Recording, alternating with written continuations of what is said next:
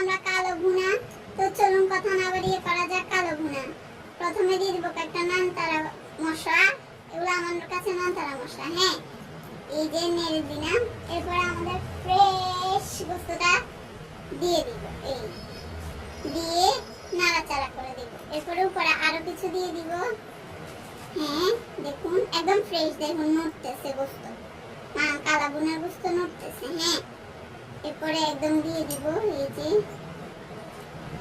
একটু হাই বলো, সবাই একটু হাই বলো, হাই বলো। এরপরে এই যে একদম দিয়ে দিব। এরপরে আস্তে করে ঢাকনা দিয়ে দিব আমরা, ঢাকনা দিয়ে দিব। 5 মিনিট ওয়েট করব। 5 মিনিট পরে আমরা দেখছি কেমন হয়। গাইস আমাদের 5 মিনিট শেষ। এবার আমরা দেখি কি হচ্ছে। দেখুন কি সুন্দর কালো ভুনা হয়ে গেছে আমার। এক কালো ভুনা দৌড়ায় না।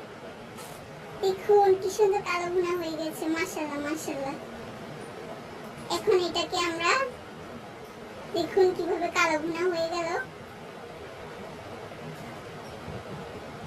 তো গাইস কেমন লাগলো আমার কালো ভুনা কমেন্ট বক্সে জানিয়ে দিবেন। আল্লাহ হাফেজ, টাটা। সার্ভ করব নানতারা ফুলগুলো দিয়ে, আরে মশলাগুলো দিয়ে। টাটা টাটা, সবাইকে টাটা।